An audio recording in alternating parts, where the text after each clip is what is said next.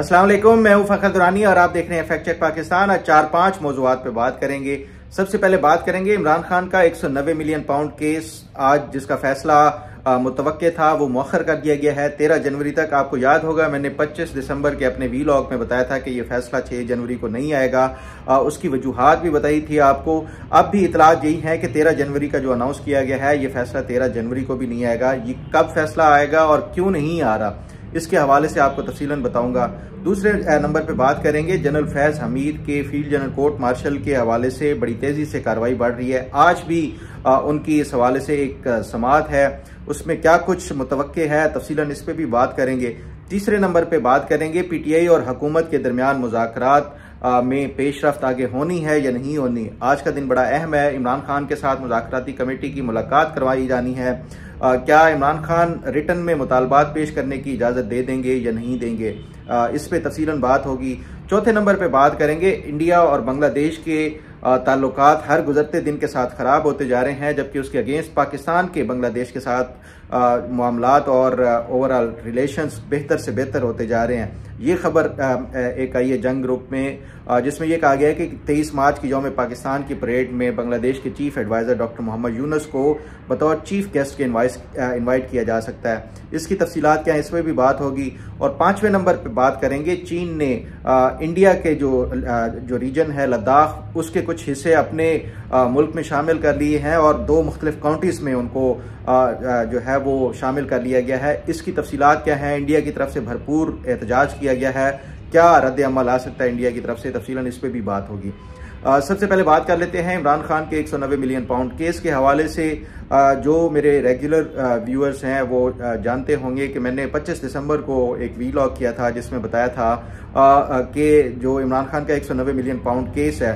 उसका फैसला 6 जनवरी को, जो कि अनाउंस किया गया था कि 6 जनवरी को सुनाया जाएगा, वो नहीं सुनाया जाएगा। उसकी जो रीजंस थी वो मैंने आपको बताई थी और उस टाइम भी कुछ लोगों ने ये सवालात उठाए थे कमेंट्स में कि ये बड़ा अजीब होगा कि अगर सिर्फ इस वजह से कि इस्लामाबाद हाई कोर्ट के जजेस की जो तादाद है वो पूरी करने के हवाले से, तो इसका मतलब है कि क्या जुडिशरी जो है वो बिल्कुल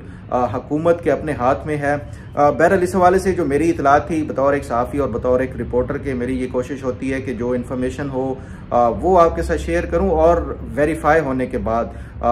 ताकि ये एक चीज़ें जो कंफर्म हो सकें। तो उसकी जो रीजंस मैंने उस टाइम जो मुझे ज़राए ने ये बताई थी कि क्योंकि फिलफौर ही पीटीआई का अगर ये इमरान खान के खिलाफ फैसला आता है तो पीटीआई ने इस्लामाबाद हाई कोर्ट में इसको चैलेंज करना है। जो इस्लामाबाद के मौजूदा जजेस हैं उसमें से 6 जजेस ऑलरेडी अपना जो माइंड है वो शो कर चुके हैं। जो ख़त लिखा गया था उस हवाले से भी और ओवरऑल भी जितने इमरान खान को मुख्तलिफ केसेस में रिलीफ दिया गया है, तो उसकी बुनियाद के ऊपर ये जो फैसला है तब तक वो नहीं सुनाया जाएगा जब तक कि इस्लामाबाद हाई कोर्ट की जो मौजूदा हैयत है वो तब्दील नहीं हो जाती। मौजूदा हैयत तब्दील होने का मतलब ये है कि जो 26वीं आईनी तरमीम लाई गई है उसके बाद जो जजेस की तादाद है इस्लामाबाद हाई कोर्ट में वो बढ़ाई जानी है और 4 मजीद नए जजेस तैनात किए जाने हैं। इस हवाले से पहले इस्लामाबाद हाई कोर्ट के लिए जो जजेस की नामजदगी के लिए या नॉमिनेशन के लिए नाम दिए गए थे, लेकिन उसके बाद क्योंकि आपने देखा कि जस्टिस मंसूर अली शाह की तरफ से ये एतराज़ उठाया गया था कि जुडिशल कमीशन के जो रूल्स हैं और जजेस की तैनाती के हवाले से वो जब तक कंप्लीट नहीं होते तो तब तक ये जजेस की तैनाती गैर आइनी होगी, इसलिए पहले रूल्स बनाए जाएं तो उसके बाद ही जजेस की जो है वो तैनाती की जाए, चाहे वो हाई कोर्ट्स हो या सुप्रीम कोर्ट हो। उसके बाद हमने देखा कि जुडिशल कमीशन में का एक इजलास हुआ जिसमें इन रूल्स को बाकायदा मंजूर किया गया कि जजेस की तैनाती के हवाले से क्या क्या रूल्स होंगे जुडिशल कमीशन के हवाले से। वो जब ये रूल्स वो मुकर्रर कर लिए गए तो उसके बाद ये जुडिशल कमीशन की तरफ से नाम मांगे गए दोबारा से और 3 जनवरी डेडलाइन रखी गई कि 3 जनवरी तक ये तमाम तर जो नॉमिनेशंस हैं वो उनको मुकम्मल किया जाना चाहिए। इस्लामाबाद हाई कोर्ट के हवाले से फिर अब टोटल 19 जो नाम हैं वो दिए गए हैं जो इस्लामाबाद हाई कोर्ट के जजेस के हवाले से वो किया जा सकता है। उसमें से ज़्यादातर वही हैं जो कि पहले ही लिस्ट में दिए गए थे। बहरहाल अब ये 19 में से 4 नए जज तैनात होंगे। उसके साथ साथ जो सीनियरिटी में भी तब्दीली जो मेरे ज़राए हैं वो ये बताते हैं कि वो तब्दीली लाई जाएगी और इस हवाले से शायद कोई लाहौर हाई कोर्ट से एक जो सीनियर मोस्ट जज हों उनको यहाँ इस्लामाबाद लाया जाएगा। और ये भी मुतवक्के है कि जो मौजूदा इस्लामाबाद हाई कोर्ट के चीफ जस्टिस हैं जस्टिस आमिर फारूक, अगर वो उनकी एलिवेशन हो के वो सुप्रीम कोर्ट चले जाते हैं तो फिर यहाँ पे जो सीनियर मोस्ट जज होगा वो chief justice Islamabad high court होगा। बहरहाल ये जो इस्लामाबाद हाई कोर्ट की जो कंपोजिशन है और जब तक ये तैनातियाँ नहीं हो जाती तब तक ये इमरान खान का 190 मिलियन पाउंड केस का फैसला, ये जो मेरे ज़राए हैं वो उन्होंने यही बताया था उस टाइम भी कि ये नहीं किया जा सकता, अनाउंस नहीं किया जा सकता, क्योंकि अगर ये मौजूदा हाई कोर्ट के होते हुए जजेस के होते हुए ये सुनाया जाता है तो फिलफोर इमरान खान को रिलीफ दिए जाने के इम्कानात हैं, क्योंकि ये केस एक बड़ा सॉलिड और स्ट्रॉन्ग जो इसके हवाले से है। अगर मेरिट ऑफ द केस को देखा जाए तो इस बुनियाद के ऊपर ये फैसला किया गया कि इस्लामाबाद हाई कोर्ट के जजेस पूरे हो जाएंगे तो उसके बाद ही होगा। अब सवाल ये है कि इस्लामाबाद हाई कोर्ट के जजेस के हवाले से ये कब होगा और क्या फैसला 13 जनवरी को, जो कि अब दोबारा अनाउंस किया गया है कि 13 जनवरी को सुनाया जाएगा, ये सुनाया जाएगा या नहीं। तो उस हवाले से अगर देखा जाए इस्लामाबाद हाई कोर्ट के जजेस की तैनाती के लिए जुडिशल कमीशन का जो इजलास बुलाया गया है वो 17 जनवरी को बुलाया गया। 17 जनवरी को ये नामजद कर दिए जाएंगे जुडिशल कमीशन की तरफ से एडिशनल जो जजेस हैं हाई कोर्ट के लिए। उसके बाद सदर की तरफ से मंजूरी आनी है, यानी 17-18 जनवरी ये हो जाएगी, तो उसके बाद ही बाकायदा तौर पे कोई ये जो फैसला है वो सुनाया जा सकता है। तो इसलिए ये जो 13 जनवरी की भी डेडलाइन दी गई है या जो अनाउंस किया गया है कि ये फैसला 13 जनवरी को सुनाया जाएगा, अब इस हवाले से मेरी कोई इन्फॉर्मेशन नहीं, लेकिन ये जो माजी की जो मुझे ये इस हवाले से इन्फॉर्मेशन मिली उसकी बुनियाद के ऊपर और जो जुडिशल कमीशन का इजलास है उसकी बुनियाद के ऊपर जो मेरी अपनी असेसमेंट है कि ये फैसला 17 जनवरी के बाद ही कहीं सुनाया जाएगा। बहरहाल देखना यह है कि इसके हवाले से क्या ये 13 जनवरी को ही फैसला सुनाते हैं या फिर उसको मजीद मौखर करते हुए जब तक इस्लामाबाद हाई कोर्ट के जजेस की तादाद पूरी नहीं हो जाती तब तक ये फैसला अभी नहीं सुनाया जाता। इस हवाले से जो भी पेशरफ्त और अपडेट होगी वो आपके साथ शेयर करूंगा। अब जरा बात कर लेते हैं जनरल फैज़ हमीद के हवाले से। मैं कंटिन्यूसली आपको जो अपडेट है जनरल फैज़ हमीद के हवाले से वो देता आ रहा हूँ। जब इनकी तहकीकात और तफ्तीश हो रही थी तब से भी कि क्या क्या चीज़ें जनरल फैज़ हमीद से जो नई मालूमात और जो तफ्तीश के दौरान सामने आई थी, फिर उसके बाद जब ये इनको इंडाइट कर दिया गया, फर्द जुर्म आयद हो गई, उसके बाद से टोटल कोई आधे दर्जन के करीब समातें हो चुकी हैं वो भी। और फिर कल मैंने इस हवाले से जो जनरल फैज़ हमीद के वकील हैं मियां अली अशफाक, उनसे भी बात की थी और उनसे तफसीली पूछा था ख़ासतौर के ऊपर एक तो फैसले के हवाले से कि कब तक एक्सपेक्टेड है, कौन कौन से अभी जो जनरल फैज़ हमीद के दिफा के लिए जो विटनेसेस हैं या जो गवाहान हैं वो आपने फाइनलाइज किए हैं।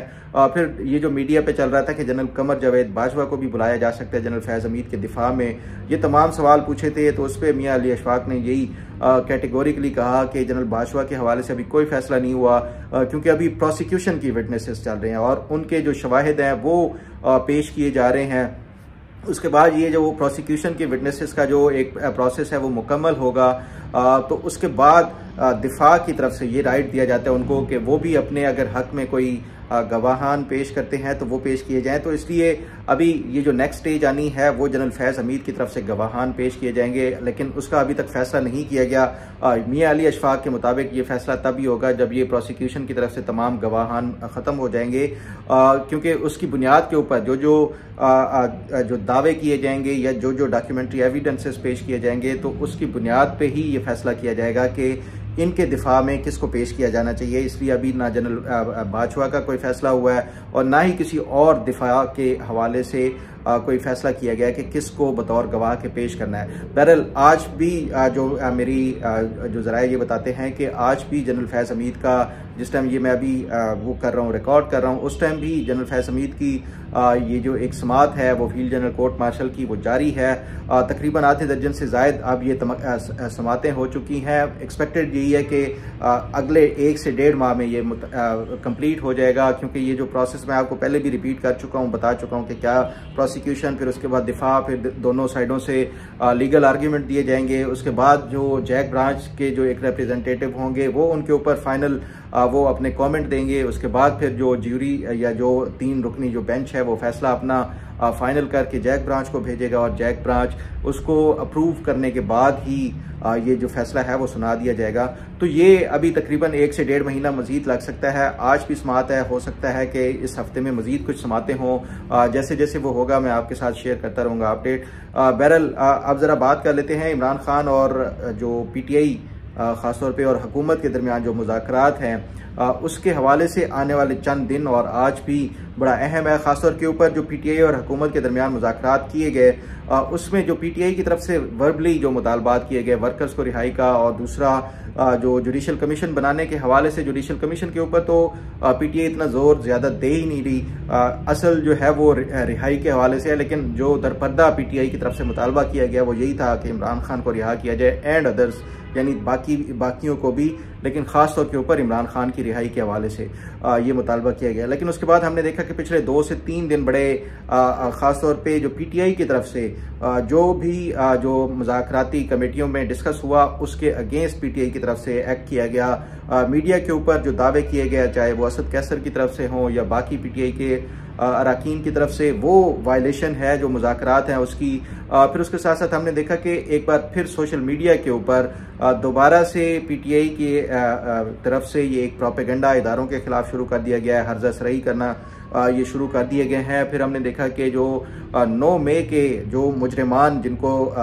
माफ़ीनामा मिला 2 साल की सज़ा वालों को, उन्होंने आके जो प्रोपेगेंडा किया, तो ये तमाम तर वो चीज़ें हैं जो कि मुज़ाकरात को सबूताज करने के लिए काफ़ी है। लेकिन उसके बावजूद भी जो मेरी इतलात है और इस हवाले से मैंने जो हुकूमती ज़राए हैं उनसे पूछा कि क्या ये इन बुनियादों के ऊपर कोई ऐसा ये पेशरफ्त हो सकती है कि मुज़ाकरात को ख़त्म कर दिया जाए, तो इस पर जो मेरे ज़राए हैं वो ये कहते हैं कि फ़िलहाल इस तरह का मुज़ाकरात ख़त्म करने के हवाले से कोई फ़ैसला नहीं हुआ। हुकूमत पूरी कोशिश करेगी कि PTI जो मुज़ाकरात के हवाले से जो अपने तमाम तर जो मुतालबात हैं वो रिटर्न के तौर के ऊपर वो पेश करे, ताकि कल को ये ना कहा जाए कि PTI तो मुज़ाकरात करना चाहती है लेकिन हुकूमत मुज़ाकरात से भाग रही है। अल्टीमेटली अगर ये सारा कुछ करना है वो PTI खुद अगर करेगी तो और बात है, अदरवाइज़ हुकूमत जो है वो ना सिर्फ एक संजीदगी का मुजाहरा कर रही है बल्कि जो इनकी तरफ से मुतालबात किए गए थे कि इमरान खान के साथ मुलाकात कराई जाए, वो भी हुकूमत ने पहली दफ़ा भी इनकी मुलाकात कराई तमाम जो इनकी कमेटी के अरकान हैं उनसे, इमरान खान से। अब दोबारा भी इनकी तरफ से जो मुतालबा किया गया है, हुकूमत ने बाकायदा वज़ारत दाखिला को लिख दिया है कि इनकी मुलाकात के हवाले से इनको फैसिलिटेट किया जाए। तो इस पर जो मेरे ज़राए हैं वो ये बताते हैं कि इमरान खान से इन्होंने जो हमें इंटीमेट किया गया है PTI की तरफ से कि वो बाकायदा इसकी अप्रूवल देंगे। अब जो नेक्स्ट मीटिंग होगी वो चाहे आज अलाउड हो जाए या फिर अगले 1-2 दिन में हो जाए, तो उसमें ये इमरान खान ही अल्टीमेटली ये फैसला करेंगे कि क्या रिटर्न में ये देने चाहिए या नहीं देने चाहिए। लेकिन जो PTI की तरफ से माजी में वो किया गया, जो PTI और उस टाइम जो इमरान खान की हुकूमत थी 2018 से लेकर 2022 तक, उसके दौरान जो उस टाइम की अपोजिशन थी यानी PDM की जमातें जो मुज़ाकरात किए गए थे PTI के साथ, उसके बाद जो इन्होंने गैर संजीदगी का मुजाहरा किया था PTI ने, ख़ासतौर पे जो PTI की तरफ से ये जो PDM की जमातों ने जितने भी अपने जो डिमांड्स थे या जो डिस्कशन थी वो सारी लिख के इनको दी थी PTI की हुकूमत को। तो असम्बली में जाके इन्होंने PTI के जो वज़रा थे उन्होंने कागज़ लहरा के ये कहा था कि ये देखें ये रिटर्न में हमसे NRO मांग रहे हैं। यही वो जो PTI का रवैया है, शायद उसको ही माजी का जो है अपना वो झांकते हुए और उसी हवाले से ये शायद हिचकिचा रहे हैं कि अगर हम भी कोई इस तरह का रिटर्न मुतालबा देते हैं तो कल को ये हमें भी इसी तरह जो है वो ताने दिए जाएंगे कि ये हम NRO मांग रहे हैं। तो ये PTI इस हवाले से अभी तक कोई फाइनल जो फैसला है वो नहीं कर पाए कि क्या हमें तहरीरी तौर के ऊपर अपने मुतालबात देने चाहिए या नहीं देने चाहिए। और दूसरा ये कि जो तहरीरी तौर के ऊपर अगर ये मुतालबात देते हैं, पब्लिकली ये कहा जाता है और ये कहते हैं कि हमें इमरान खान की रिहाई से ज़्यादा पहले वर्कर्स को प्रेफर हम कर रहे हैं, पहले वर्कर्स को रिहा किया जाए। लेकिन जो वर्बली ये हुकूमत के साथ बात करते हैं वो यही कहते हैं कि इमरान खान को ही रिहा किया जाए। अगर ये रिटर्न में लिख के दे देते हैं इमरान खान की रिहाई के हवाले से, तो हुकूमत ये किसी भी स्टेज के ऊपर दिखा सकती है मीडिया को और पब्लिक को कि देखें ये तो इमरान खान ही की रिहाई चाहते हैं। इसलिए मैं नहीं समझता कि ये PTI अगर यही सोच के अगर ये फैसला करती है तो फिर ये मुज़ाकरात किसी सूरत भी कामयाब होते हुए नज़र नहीं आ रहे। बहरहाल ये अब अल्टीमेटली इमरान खान ने फैसला करना है कि वो ये मुज़ाकरात कामयाब करना चाहते हैं या नहीं करना चाहते, क्योंकि अगले चंद दिनों में ये काफ़ी हद तक ये वाज़ेह हो जाएगा। अब ज़रा बात कर लेते हैं बांग्लादेश के हवाले से जो इंडिया के साथ ताल्लुकात हैं वो हर गुजरते दिन के साथ ख़राब होते जा रहे हैं। ख़ासतौर के ऊपर अगर हम देखें जो शेख हसीना वाजिद की हुकूमत ख़त्म हुई, उससे पहले शेख हसीना वाजिद के तमाम तर जो अहम ख़ासतौर के ऊपर जो ताल्लुकात इस खित्ते में सबसे ज़्यादा अच्छे इंडिया के साथ थे, और इंडिया के साथ ही उनके सिर्फ यही नहीं कि जो हुकूमती हवाले से हों, बल्कि उनके जो कल्चरल एक्सचेंज हो, ये पीपल टू पीपल जो एक्सचेंज प्रोग्राम है, ये सारे कुछ जो शेख हसीना वाजिद के दौर में इंडिया के साथ सबसे ज़्यादा वो इनके बेहतर थे। और यही वो वजह है कि जैसे ही इनकी हुकूमत ख़त्म हुई वो फौरी तौर के ऊपर इंडिया में ही उन्होंने पनाह ले ली। तो इस हवाले से जो नई हुकूमत आई उसके इंडिया के साथ ताल्लुकात ख़राब हो गए हैं, क्योंकि जो भी तहकीकात और जो कमीशन बनाया गया था शेख हसीना वाजिद के दौर हुकूमत में जो ह्यूमन राइट्स की वायलेशंस हुई थी, उसकी तहकीकात के बाद जो 3500 लोग जो लापता और फिर सैकड़ों के हिसाब से जो मारे गए थे प्रोटेस्ट के दौरान, उस बुनियाद के ऊपर जो मौजूदा हुकूमत है उसने इंडिया से मुतालबा किया था कि शेख हसीना वाजिद को उनके हवाले किया जाए। इंडिया ने ये बात अभी नहीं मानी। तो इस बुनियाद के ऊपर इंडिया के साथ जो ताल्लुकात हैं वो हर गुजरते दिन के साथ बांग्लादेश के ख़राब होते जा रहे हैं। अभी रिसेंटली भी अगर देखा जाए तो बांग्लादेश की गवर्नमेंट की तरफ से एक जो हसीना वाजिद के दौरे हुकूमत में 2005 में एक मुआहदा किया गया था कि उनके जो जुडिशल अफसरान है यानी जजेस की जो ट्रेनिंग है वो बाकायदा इंडिया के अंदर वो कराई जाती थी। तो ये मुआहदा अब जो एक्सचेंज प्रोग्राम उसकी जो तमाम तर जो अखराजात होते थे वो इंडियन गवर्नमेंट की तरफ से पे किए जाते थे, वो मुआहदा अब बांग्लादेश की गवर्नमेंट ने ये ख़त्म कर दिया है और अपने जो जुडिशल अफसरान हैं उनको मना कर दिया गया, रोक दिया गया है कि वो अब ट्रेनिंग के लिए इंडिया नहीं जाएंगे। बहरहाल एक तरफ तो इंडिया के साथ जो ताल्लुकात हैं वो ख़राब होते जा रहे हैं, लेकिन दूसरी तरफ अगर देखें आज रोजनामा जंग में खबर छपी है जिसके मुताबिक ये दावा किया गया है कि जो बांग्लादेश में पाकिस्तान की तरफ से 3 अहम वफूद पाकिस्तान के जो है वो बांग्लादेश का दौरा करेंगे और इस हवाले से मुख्तलिफ जो हाई लेवल जो डेलीगेशंस है वो विजिट करेंगे और बांग्लादेश की तरफ से भी जो ये वफूद है वो यहाँ पे पाकिस्तान में आएंगे। अगर हम देखें रिसेंटली जितने भी इंटरनेशनल इवेंट्स हुए जिसमें वज़ीर आज़म शहबाज शरीफ और जो बांग्लादेश के चीफ एडवाइज़र हैं डॉक्टर मोहम्मद यूनुस, उनकी मुलाकातें हुई, बड़ी उसमें खुश गपियाँ और बड़े अच्छी जो है वो मुलाकातें मीडिया के सामने भी जो उनकी वीडियो फुटेजेस या तस्वीर आई वो उसमें खुशगपियों में मसरूफ़ होते नजर आए। तो इससे बज़ाहिर यही लग रहा है कि दोनों हुकूमतों के दरमियान जो ताल्लुकात हैं वो काफ़ी अरसे के बाद एक बेहतर नज़र आ रहे हैं। लेकिन ज़रूरत इस अमर की भी है कि ये पीपल टू पीपल कॉन्टैक्ट भी, क्योंकि बांग्लादेश के हवाले से जो वहाँ पे अगर हम देखें तो जो पिछली साबका हुकूमतें थी उनकी तरफ से जो वहाँ पे करिकुलम था या ओवरऑल जो पढ़ाया गया कि किस तरह जो मगरबी पाकिस्तान के लोग थे उन्होंने मशरकी पाकिस्तान के लोगों के ऊपर मजालिम ढाए, तो ये ज़रूरत इस अमर की भी है कि ये इन तलखियों को और इन जो तलख यादें हैं उसको भुलाने के लिए पीपल टू पीपल कॉन्टैक्ट को भी फ़रोग़ देना चाहिए, मुख्तलिफ वफूद भेजे जाने चाहिए, कल्चरल हों, एजुकेशनल हों, ये तमाम वो करना चाहिए। और साथ साथ ये भी इसी खबर में जंग की खबर में ये दावा किया गया है कि जो 23 मार्च की यौम पाकिस्तान की परेड है उसमें हुकूमत पाकिस्तान शायद ये सोच रही है कि जो डॉक्टर मोहम्मद यूनुस हैं उनको बतौर चीफ गेस्ट के यहाँ पे इनवाइट किया जाएगा। देखना ये है कि क्या वो बाकायदा हुकूमत ये करती है और दूसरी तरफ से क्या ये इनविटेशन कबूल भी किया जाता है या नहीं। ये बड़ी बहरहाल एक खुशाइंद और बहुत ही अच्छी एक पेशरफ्त है। ये बांग्लादेश के साथ जो हमारे ताल्लुकात हैं उसको हर हाल में बेहतर बनाना चाहिए। अब ज़रा बात कर लेते हैं इंडिया और चीन के हवाले से। आपको याद होगा कि कुछ दिन पहले एक खबर मैंने आपके साथ शेयर की थी कि जो चीन तिब्बत के मकाम के ऊपर एक सबसे बड़ा दुनिया का जो डैम है वो बनाने जा रहा है जिसकी लागत 137 अरब डॉलर है। उसके हवाले से जो ये ब्रह्मपुत्रा जो दरिया है इंडिया का, ये जो है वो उस तिब्बत के ही उस मकाम से निकलता है जो कि इंडिया की 2 रियासतों से होता हुआ बांग्लादेश जाता है और फिर उसके बाद खलीज बंगाल में जाके गिरता है। बहरहाल ये इससे इंडिया के जो पानी के हवाले से ना सिर्फ ये के मसाइल होंगे, जिस तरह अगर देखें जो कश्मीर के मकाम पे इंडिया मुख्तलिफ डैम्स बना के पाकिस्तान को पानी से महरूम कर रहा है, तो यही वो जो है वो